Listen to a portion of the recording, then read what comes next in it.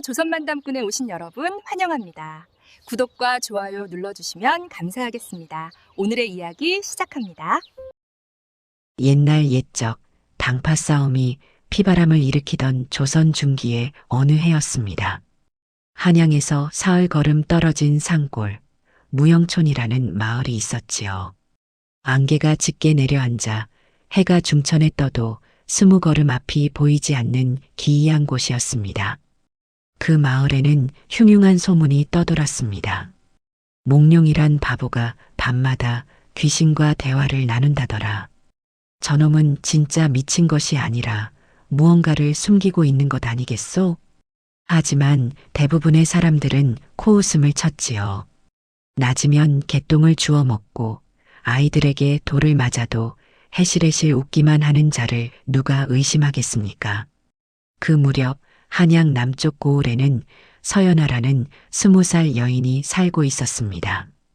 연아는 남인 가문의 딸이었으나 당쟁에 휘말려 집안이 몰락한 뒤로는 병든 아비를 모시며 겨우겨우 연명하고 있었지요. 그런데 어느 날 조대감의 하인들이 들이닥쳤습니다. 서영감이 빌린 돈을 당장 갚지 못하면 옥에 가둘 것이요.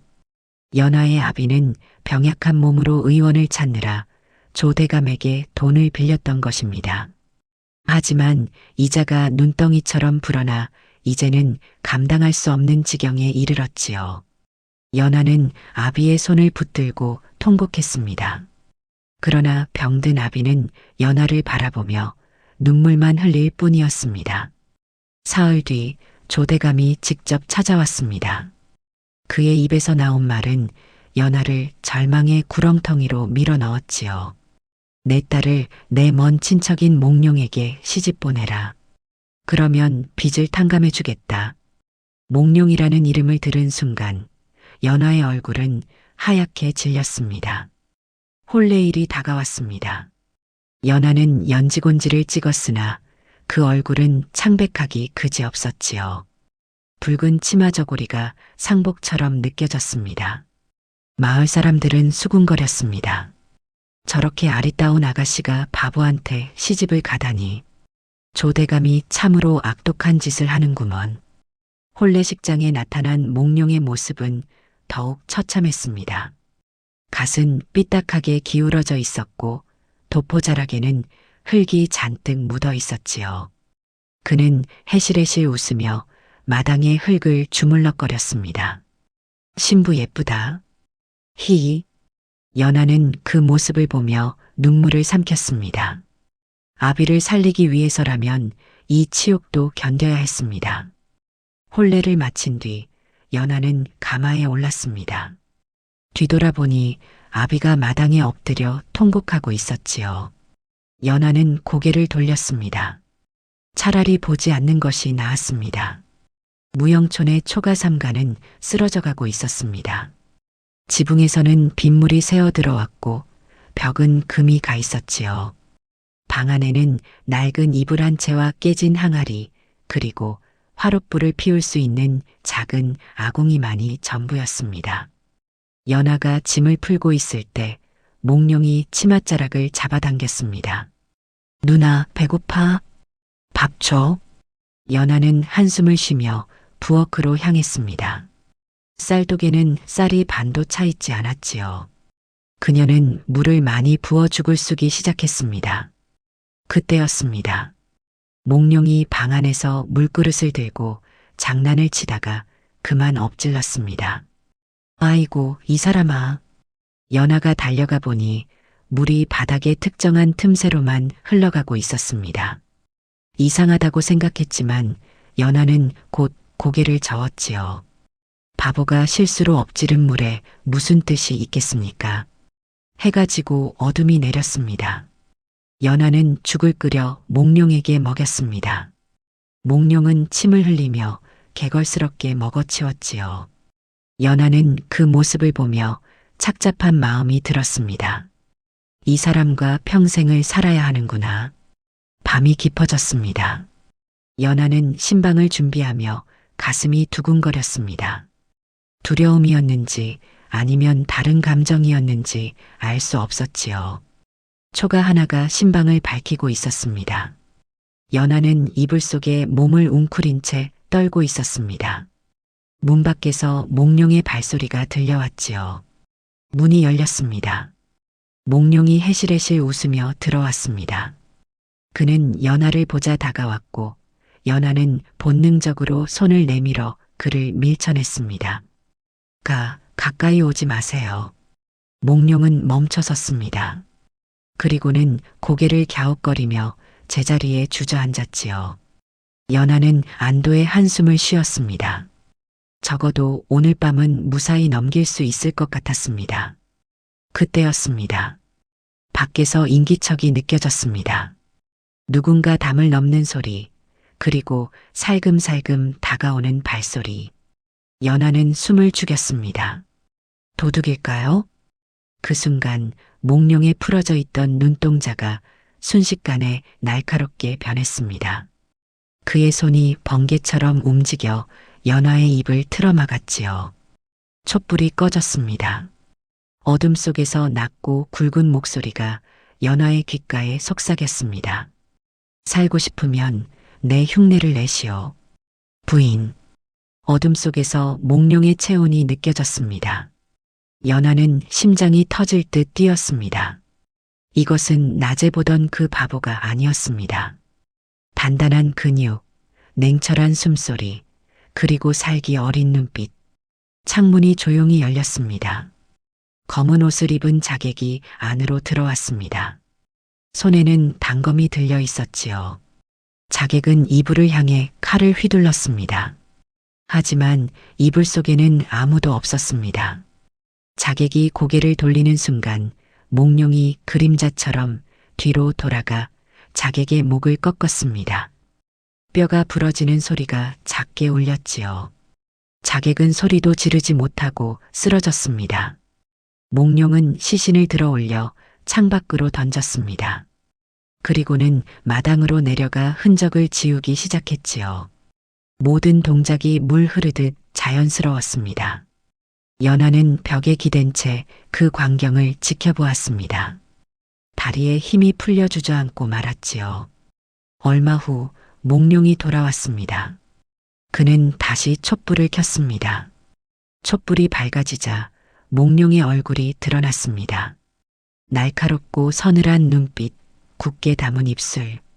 이것이 진짜 몽룡의 얼굴이었습니다. 누구십니까? 연하가 떨리는 목소리로 물었습니다. 몽룡은 한참을 침묵하다가 입을 열었습니다.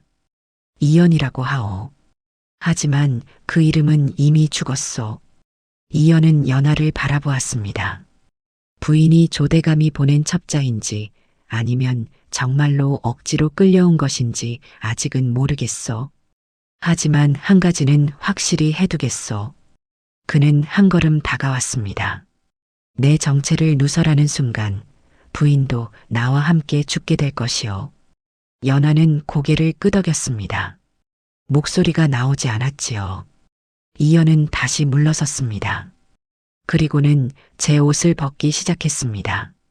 도포 안에는 상처투성이인 몸이 드러났지요. 칼에 베인 자국, 화살에 맞은 흔적, 불에 댄 자국까지. 이 상처들이 보이오? 이것이 바로 조대감이 내 가문에 저지른 짓이오. 연하는 숨을 삼켰습니다. 이연은 다시 옷을 입으며 말했습니다. 4년 전 조대감은 역모를 꾸몄소. 하지만 그는 교묘하게 죄를 내 가문에 뒤집어 씌웠지요. 아버지는 참수당했고 어머니와 누이는 스스로 목숨을 끊었소.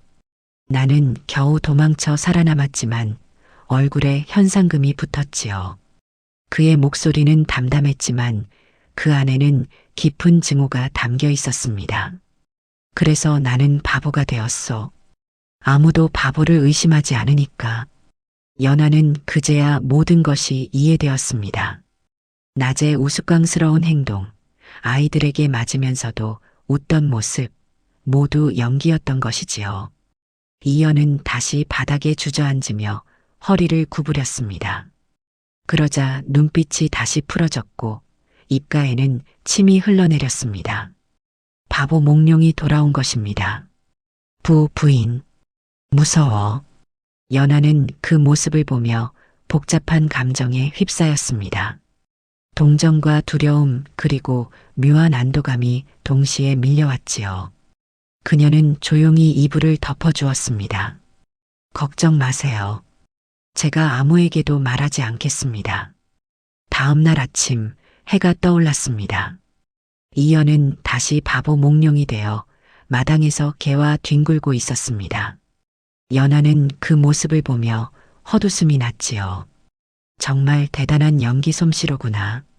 마을 사람들이 지나가며 손가락질을 했습니다.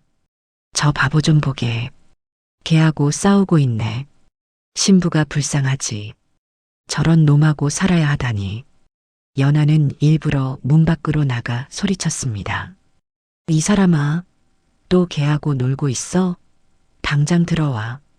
그녀는 몽룡의 귀를 잡아 끌며 안으로 들어갔습니다. 마을 사람들은 고개를 끄덕이며 웃었지요. 신부가 악처가 되겠구먼. 하지만 방 안에 들어오자 연하는 몽룡의 귀를 놓아주었습니다. 아프지는 않으셨어요? 이연은 고개를 저었습니다. 그리고는 창문 밖을 가리켰지요. 저기 보이요? 저 나무 뒤에 사람이 숨어 있어. 연하가 몰래 고개를 내밀어 보니 정말로 누군가 이쪽을 감시하고 있었습니다. 조대감의 하수인이 분명했지요. 낮에는 더 바보같이 굴어야 하오. 그들이 경계를 풀 때까지. 연하는 고개를 끄덕였습니다. 사흘 후 이연은 마을 우물가에서 똥물을 뒤집어 썼습니다. 마을 아이들이 장난으로 던진 것이었지요. 이연은 해실해실 웃으며 그대로 앉아 있었습니다. 연하는 그 모습을 보며 가슴이 아팠습니다. 저토록 자신을 낮추면서까지 복수를 준비하는 그의 마음이 얼마나 절박한지 알 것 같았지요. 보름이 지났습니다. 연하는 이제 이연의 이중 생활에 완전히 적응했습니다. 낮에는 바보 서방을 구박하는 악처 노릇을 했고 밤에는 그의 상처를 돌보며 복수 계획을 들었지요. 어느 날 밤 이연이 품에서 무언가를 꺼냈습니다. 이것을 보시오. 그것은 작은 종이 쪽지였습니다. 하지만 거기에 적힌 글자는 이상했지요. 마치 그림처럼 보이기도 하고 글자처럼 보이기도 했습니다. 이것은 조대감이 주고받는 암호문이요. 내가 지난달에 그의 하인을 미행해서 손에 넣었소. 하지만 해석할 수가 없소. 연하는 종이를 받아들었습니다. 촛불 아래에서 자세히 들여다보았지요. 잠시 후 연하의 눈이 반짝였습니다. 이것은 암호가 아니라 이두문자를 변형시킨 것입니다. 이두문자? 네. 향찰과 비슷하지만 특정한 규칙으로 변형시켰습니다. 제 아버님께서 옛 문헌을 연구하실 때 가르쳐 주신 적이 있습니다. 연하는 붓을 들어 종이 옆에 글자를 적기 시작했습니다. 이연은 그 모습을 지켜보았지요. 한식경이 지나자 연하가 입을 열었습니다. 여기 적힌 내용은 조대감이 영모에 필요한 무기를 몰래 사들이고 있다는 증거입니다. 날짜와 장소, 금액까지 상세히 적혀 있습니다. 이연의 눈빛이 빛났습니다. 부인, 정말 대단하오. 연하는 얼굴이 붉어졌습니다. 별 말씀을요. 저도 이제 서방님을 도와야지요. 그날 이후 연하는 이연의 완벽한 동료가 되었습니다. 그녀가 암호를 해석하면 이연이 증거를 수집했지요. 둘은 점점 더 깊은 신뢰로 이어졌습니다. 한 달이 흘렀습니다. 낮에는 여전히 바보 부부 연기를 했지만 밤이 되면 두 사람은 서로의 상처를 보듬어 주었습니다. 어느 날 저녁 연하가 저녁상을 차려놓고 이연을 기다렸습니다. 하지만 이연은 돌아오지 않았지요. 해가 지고 어둠이 내렸습니다. 연하는 불안해졌습니다. 혹시 들킨 것은 아닐까? 조대감의 하수인들에게 잡힌 것은 아닐까? 한밤중이 되어서야 이연이 돌아왔습니다. 그는 어깨에 상처를 입고 있었지요. 서방님, 연하가 달려가 그를 부축했습니다. 이연은 피를 흘리며 방 안으로 들어왔습니다. 괜찮소? 작은 상처일 뿐이요. 하지만 연하는 그의 옷을 벗기고 상처를 살폈습니다. 칼에 베인 상처였지요. 깊지는 않았지만 피가 계속 흘러나왔습니다. 연하는 천을 찢어 상처를 감싸고 약초를 다려 입에 물렸습니다. 무리하지 마세요. 제가 걱정됩니다. 이연은 연하를 바라보았습니다. 촛불 아래에서 그녀의 얼굴은 더욱 애틋해 보였지요. 부인. 네. 왜 나를 돕는 것이오? 부인은 억지로 시집 온 것이 아니오? 연하는 잠시 침묵했습니다. 그리고는 조용히 대답했지요. 처음에는 그랬습니다. 하지만 이제는 아닙니다. 서방님의 아픔을 보았고 서방님의 진심을 알았습니다. 저는 이제 서방님의 부인입니다. 이연은 고개를 돌렸습니다. 그의 눈가가 붉어졌지요. 나는 복수가 끝나면 떠나야 하오. 조대감을 무너뜨린다 해도 나는 여전히 영모의 후예로 남을 것이오. 부인을 평생 도망자의 아내로 만들 수는 없소. 연하는 그의 손을 잡았습니다. 저는 상관없습니다. 서방님과 함께라면 어디든 갈 수 있습니다. 두 사람은 서로를 바라보았습니다. 촛불이 흔들렸고 그림자가 춤을 추었지요. 이연은 조심스럽게 연하의 손을 잡았습니다. 연하는 고개를 숙였지만 손을 빼지 않았습니다. 그날 밤 두 사람의 마음은 하나가 되었습니다. 2달째 조대감의 저택에 이상한 소문이 돌기 시작했습니다. 감시하러 보낸 놈이 돌아오지 않습니다. 지난달에 보낸 자객도 흔적도 없이 사라졌습니다. 조대감은 수염을 쓰다듬으며 의심의 눈초리를 보냈습니다. 몽룡 그놈 정말로 바보가 맞는가? 대감마님, 그놈은 틀림없는 바보입니다. 낮이면 개똥을 주워 먹고 아이들에게 맞아도 웃기만 합니다. 허나 이상하지 않은가? 그놈 주변에서 사람들이 계속 사라지고 있다. 조대감은 결심했습니다. 직접 확인하기로 말이지요. 사흘 후 조대감이 무영촌에 나타났습니다. 마을 사람들은 깜짝 놀라 길을 비켰습니다. 조대감은 위풍당당하게 말을 타고 몽룡의 집 앞에 섰지요. 몽룡이 이놈 나와라. 이연은 마당에서 흙장난을 하고 있었습니다. 그는 조대감을 보자 해실해실 웃으며 다가왔습니다. 어르신 안녕하세요. 침이 주르륵 흘러내렸습니다. 조대감은 그 모습을 보며 코웃음을 쳤습니다. 하지만 눈빛만큼은 예리했지요. 이놈아, 내가 너에게 선물을 가져왔다. 조대감이 하인에게 손짓하자 하인이 화로를 가져왔습니다. 그 안에는 새빨갛게 달아오른 숯이 타오르고 있었지요. 이것은 아주 달콤한 사탕이다. 먹어보아라. 조대감은 집게로 숯을 하나 집어 몽룡에게 내밀었습니다. 연하가 방 안에서 그 광경을 보고 있었습니다. 그녀는 숨이 막혔지요. 저것은 시험이다. 만약 피한다면 바보가 아니라는 것이 들통날 것이다. 이연은 잠시 숯을 바라보았습니다. 그리고는 주저없이 손을 내밀었지요. 이연의 손이 숯을 잡았습니다. 지글지글 살이 타는 냄새가 났습니다. 손바닥에서 연기가 피어올랐지요. 하지만 이연은 미소를 지었습니다.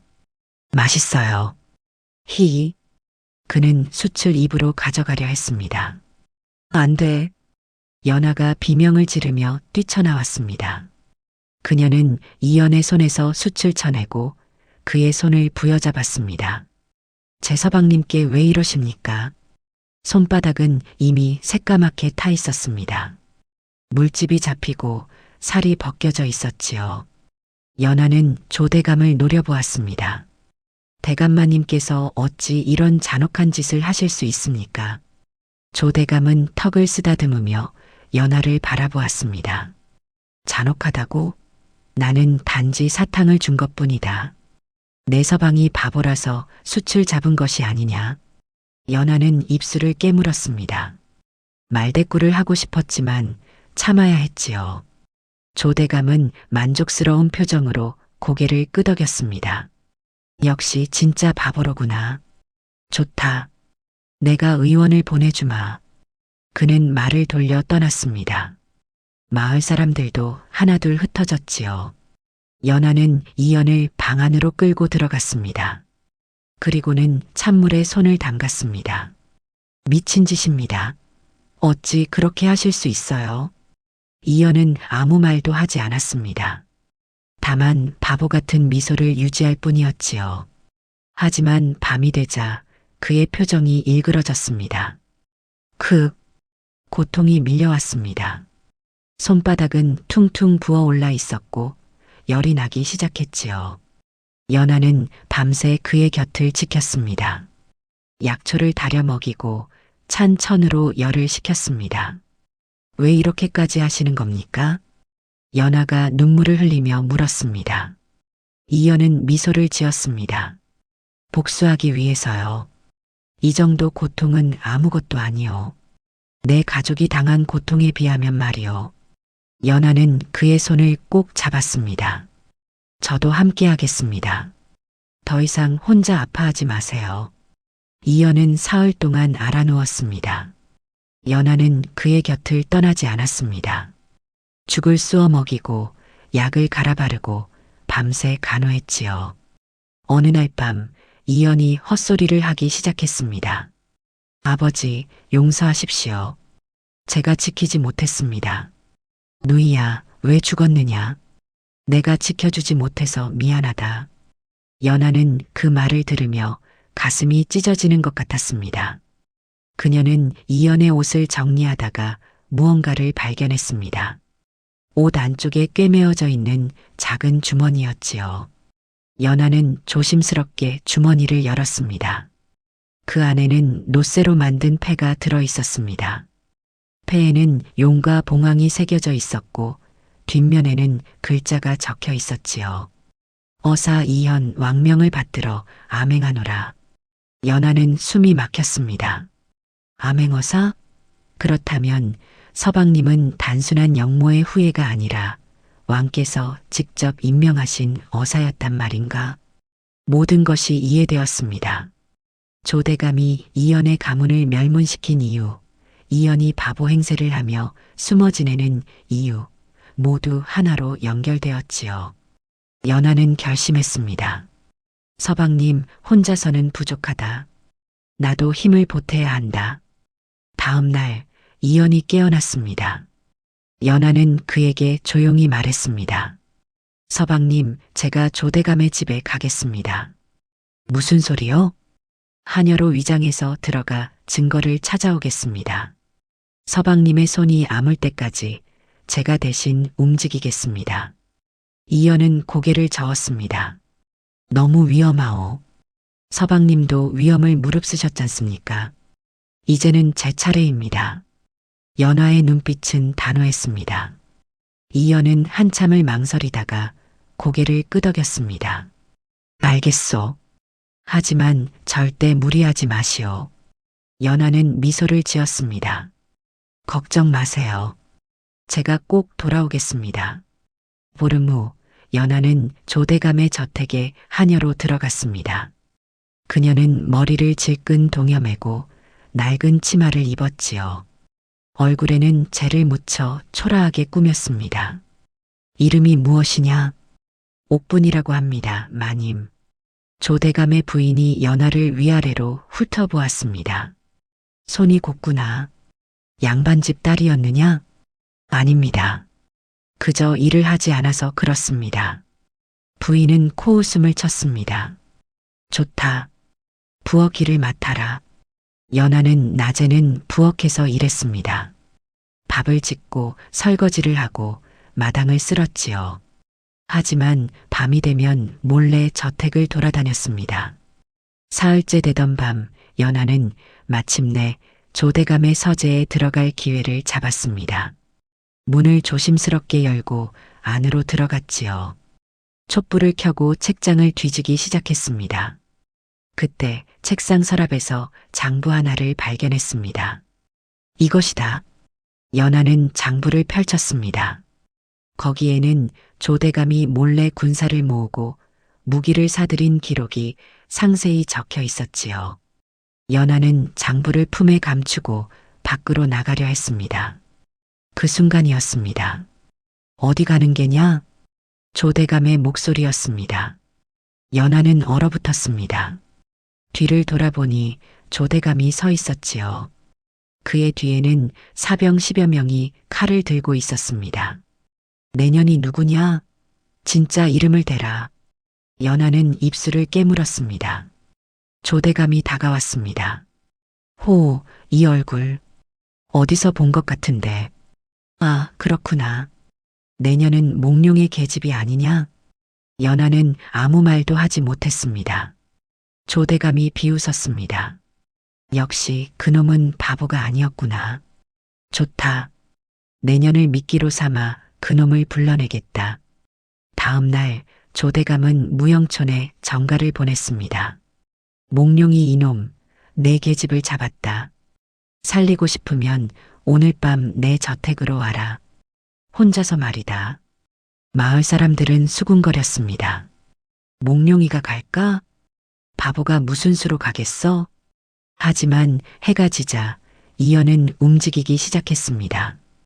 그는 방 안에서 옷을 갈아입었습니다. 낡은 도포를 벗고 검은 옷을 꺼냈지요. 4년 동안 감춰왔던 옷이었습니다. 허리에는 칼을 찼습니다. 아버지가 물려준 명검이었지요. 이연은 거울을 보았습니다. 거기에는 더 이상 바보가 아닌 날카로운 눈빛의 무관이 서 있었습니다. 연하, 조금만 기다리시오. 그는 창문을 열고 밖으로 뛰어내렸습니다. 밤하늘에는 보름달이 떠 있었습니다. 이연은 담을 넘고 지붕을 밟으며 조대감의 저택으로 향했습니다. 그의 움직임은 바람처럼 빨랐지요. 저택 앞에 도착하자 사병들이 줄지어 서 있었습니다. 누구냐? 이연은 대답하지 않았습니다. 다만 칼을 뽑았을 뿐이지요. 바보 몽룡이 왔다. 사병들이 칼을 들고 달려들었습니다. 하지만 이연의 칼놀림은 물 흐르듯 자연스러웠습니다. 한 번 휘두르자 3명이 쓰러졌고 2번 찌르자 5명이 무릎을 꿇었지요. 괴물이다. 사병들은 공포에 질려 도망쳤습니다. 이연은 대문을 박차고 안으로 들어갔습니다. 마당 한가운데에는 연하가 기둥에 묶여 있었습니다. 그녀의 입에는 천이 물려 있었지요. 그리고 그 옆에는 조대감이 서 있었습니다. 조대감은 이연을 보고 웃었습니다. 허허, 바보가 아니었구나. 내 놈이 바로 이연이냐? 이연은 칼을 거두지 않았습니다. 내 여인을 건드린 대가는 내 놈의 목숨으로 치러야 할 것이다. 그의 목소리는 차갑고 낮았습니다. 조대감은 손뼉을 쳤습니다. 좋다. 하지만 내 놈 혼자서 나를 이길 수 있겠느냐? 그의 손짓에 따라 지붕과 담장에서 수십 명의 고수들이 나타났습니다. 이연은 주위를 둘러보았습니다. 수십 명의 고수들이 칼과 창을 들고 자신을 포위하고 있었습니다. 보통 사병이 아니라 무공을 익힌 자들이었지요. 조대감이 비웃었습니다. 내 놈이 아무리 뛰어나다 해도 이 수를 어찌 당하겠느냐? 이연은 칼을 들어 올렸습니다. 해보지 않고 어찌 알겠는가? 고수들이 일제히 달려들었습니다. 창이 날아들고 칼이 휘둘러졌습니다. 이연은 한 걸음 물러서며 칼을 휘둘렀지요. 첫 번째 고수의 창을 쳐내고 2번째 고수의 칼을 막아냈습니다. 3번째 고수가 뒤에서 덮쳤지만 이연은 몸을 돌려 그의 다리를 베었습니다. 하지만 수가 너무 많았습니다. 이연의 어깨에 칼이 스쳤고 허벅지에 창이 찔렸습니다. 피가 흘러내렸지요. 연하는 눈물을 흘리며 소리치려 했지만 입이 막혀 있어 소리가 나오지 않았습니다. 이연은 이를 악물었습니다. 이대로 쓰러질 수는 없다. 연하를 구해야 한다. 그 순간 바람이 불었습니다. 이연은 눈을 감았습니다. 그리고는 바람의 흐름을 느꼈지요. 왼쪽에서 칼이 날아오고 오른쪽에서 창이 찌른다. 뒤에서는 화살이 날아든다. 모든 것이 보였습니다. 이연은 눈을 뜨고 움직였습니다.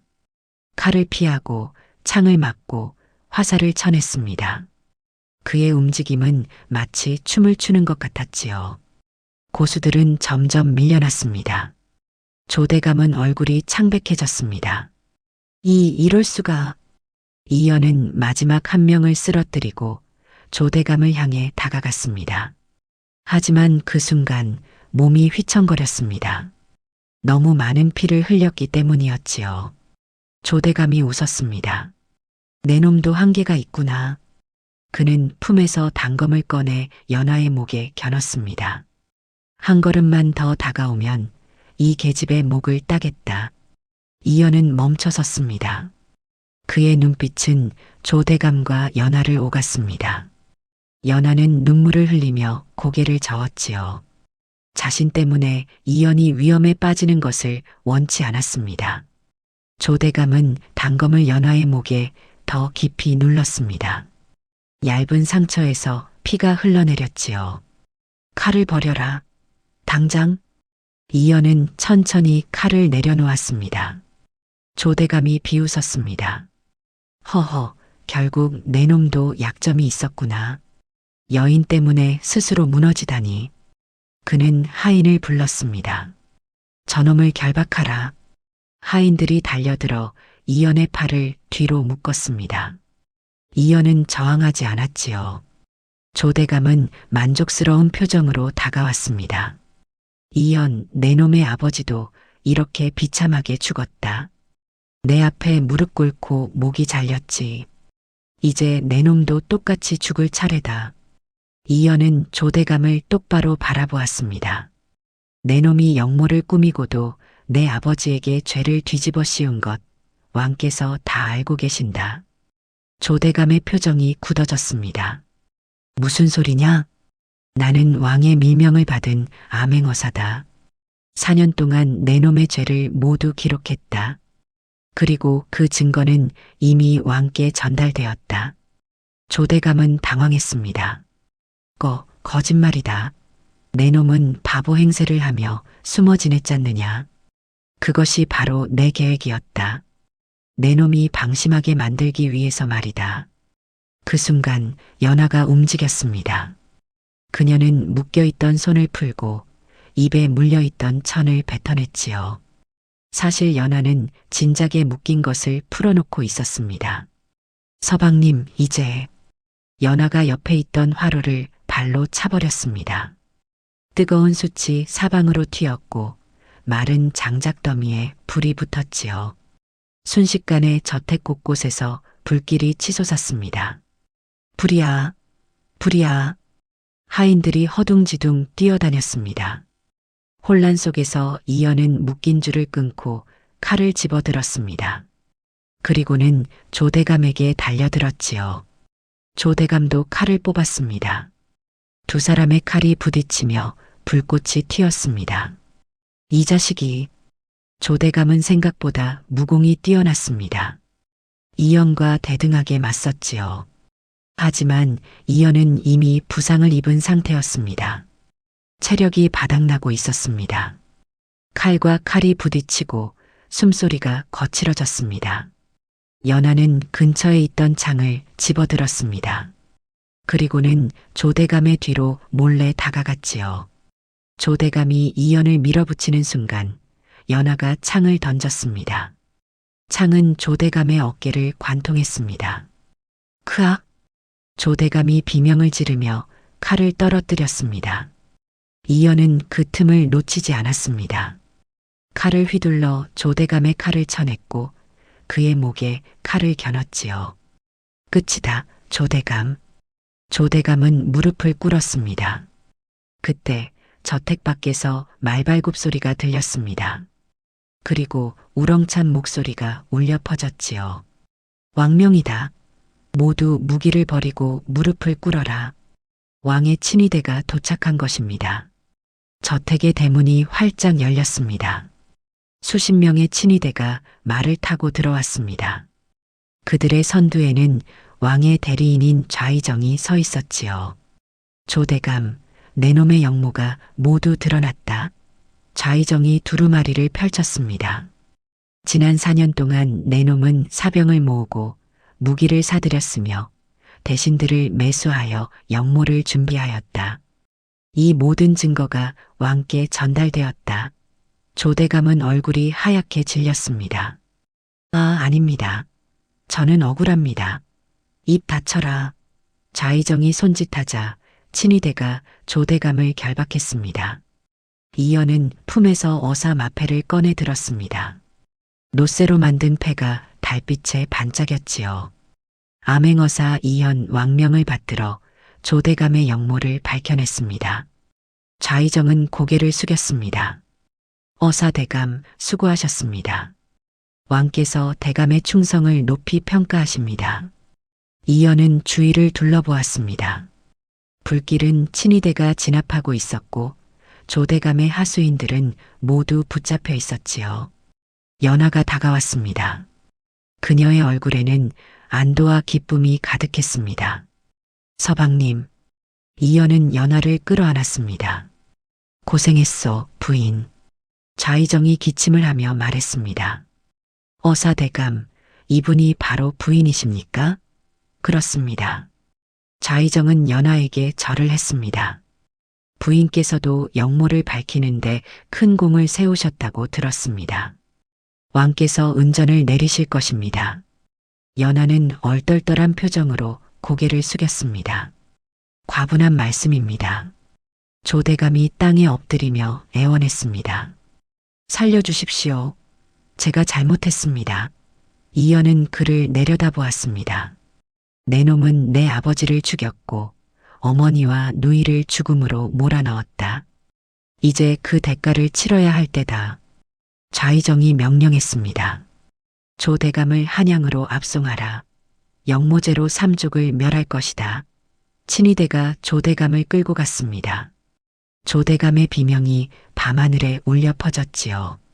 이연은 하늘을 올려다보았습니다. 보름달이 구름 사이로 모습을 드러냈습니다. 아버지, 이제 편히 쉬십시오. 원수를 갚았습니다. 연하가 그의 손을 잡았습니다. 이연은 고개를 돌려 연하를 바라보았지요. 이제 끝났소. 네, 서방님. 이제 시작입니다. 두 사람은 서로를 바라보며 미소를 지었습니다. 좌의정이 다시 입을 열었습니다. 어사대감, 왕께서 대감을 병조참판으로 임명하시려 합니다. 한양으로 돌아가시겠습니까? 오늘은 조대감의 처형일이었습니다. 조대감은 죄인복을 입고 형틀에 묶여 있었습니다. 그의 얼굴은 초췌하기 그지없었지요. 형조판서가 죄목을 읽어 내려갔습니다. 조대감은 영모를 꾸미고 충신을 모함하여 죽였으며 백성의 재물을 빼앗고 무고한 이들을 죽였다. 그 죄가 하늘을 찌르니 참수형에 처한다. 백성들이 환호했습니다. 잘 죽는다. 악인은 응당 벌을 받아야지. 이연과 연하도 멀리서 그 광경을 지켜보고 있었습니다. 조대감이 이연을 보았습니다. 그는 이를 갈며 소리쳤지요. 이연, 내 놈 때문이다. 내 놈만 아니었다면. 이연은 아무 말도 하지 않았습니다. 다만 조용히 고개를 숙였을 뿐이지요. 망나니가 칼을 들어 올렸습니다. 집행한다. 칼이 내려왔습니다. 조대감의 목이 땅에 떨어졌습니다. 백성들은 다시 환호했지만 이연은 씁쓸한 표정을 지었습니다. 연하가 그의 손을 잡았습니다. 서방님, 이제 정말 끝났습니다. 이연은 고개를 끄덕였습니다. 그렇소? 하지만 기쁘지만은 않구려. 왜 그러십니까? 복수는 끝났지만 돌아가신 분들은 돌아오지 않소. 아버지도 어머니도 누이도. 연하는 이연의 어깨에 머리를 기댔습니다. 하지만 서방님께서는 그분들의 억울함을 풀어드렸습니다. 이제는 편히 쉬실 수 있을 것입니다. 이연은 하늘을 올려다보았습니다. 구름 사이로 햇살이 비쳤지요. 아버지, 어머니, 누이야. 이제 편히 쉬십시오. 그날 저녁 왕이 이연을 불렀습니다. 이연, 그대의 충성에 감복하였다. 병조 참판의 직책을 내리니 받아라. 이연은 고개를 숙였습니다. 황공하옵니다, 전하. 하지만 잠시 후 이연은 조심스럽게 입을 열었습니다. 전하, 소신에게 한 가지 청이 있사옵니다. 말해보거라. 소신은 관직을 받지 않고 고향으로 돌아가고 싶사옵니다. 왕은 놀란 표우로 이연을 바라보았습니다. 무슨 말이냐? 그대만한 충신이 어디 있는가? 조정에 남아 나라를 위해 힘써야 하지 않겠는가? 이연은 고개를 숙인 채 대답했습니다. 전하, 소신은 4년 동안 당쟁의 무서움을 뼈저리게 느꼈사옵니다. 조대감 같은 자가 다시 나타나지 않으리라는 보장이 없사옵니다. 소신은 이제 평범하게 살고 싶사옵니다. 왕은 한참을 침묵했습니다. 그리고는 한숨을 쉬었지요. 짐이 그대를 붙잡을 수는 없구나. 좋다. 그대의 뜻을 따르겠다. 하지만 언젠가 나라가 그대를 필요로 한다면 다시 돌아와 주겠는가? 그때는 기꺼이 달려오겠사옵니다. 왕은 고개를 끄덕였습니다. 가거라. 그리고 행복하게 살거라. 이연은 깊이 절을 하고 물러났습니다. 한 달 후 이연과 연하는 무영촌으로 돌아왔습니다. 마을 사람들은 깜짝 놀랐습니다. 몽룡이가 돌아왔다. 아니, 저 사람이 몽룡이가 맞나? 완전히 다른 사람 같은데? 이연은 더 이상 바보 행세를 하지 않았습니다. 당당하게 걸었고 똑바로 말했지요. 마을 이장이 다가왔습니다. 몽룡이, 아니 이연날이 소문을 들었습니다. 나리께서 영모를 밝히셨다지요? 이연은 미소를 지었습니다. 이제는 그냥 이연이라고 불러주십시오. 저는 더 이상 벼슬아치가 아닙니다. 이장은 고개를 끄덕였습니다. 좋습니다. 그럼 이연 마을에 돌아온 것을 환영하네. 이연과 연하는 낡은 초가삼간을 수리했습니다. 지붕을 새로 올리고 벽을 고치고 마당을 정리했지요. 어느 날 저녁 두 사람은 마루에 앉아 달을 보았습니다. 연하가 조용히 물었습니다. 서방님, 후회하지 않으세요? 병조 참판이 될 수 있었는데. 이연은 고개를 저었습니다. 전혀 후회하지 않소. 나는 이미 너무 많은 것을 잃었소. 이제는 부인과 함께 평범하게 사는 것만으로도 충분하오. 연하는 이연의 손을 잡았습니다. 저도 그렇습니다. 서방님과 함께라면 이 작은 초가집이 궁궐보다 좋습니다. 이연은 연하를 끌어안았습니다. 부인, 이제야 진정한 첫날 밤을 맞이하는 것 같소. 연하는 얼굴이 붉어졌습니다. 달빛이 두 사람을 비췄습니다. 바람이 조용히 나뭇잎을 흔들었지요. 옛말에 백절불굴이라는 말이 있습니다. 어떠한 난관에도 굽히지 않고 이겨나간다는 뜻이지요. 이연과 연하는 절망 속에서도 서로를 믿고 끝까지 포기하지 않았습니다. 그리고 마침내 진실을 밝히고 새로운 삶을 시작했습니다. 진정한 현명함은 자신을 낮추는 데 있고 진정한 사랑은 가장 낮은 곳에서 피어난다는 것을 두 사람은 깨달았습니다. 다음 영상을 빠르게 만나보시려면 좋아요와 구독을 눌러주세요. 그럼 더 재미있는 영상으로 찾아뵙겠습니다. 모두 행복한 하루 보내세요.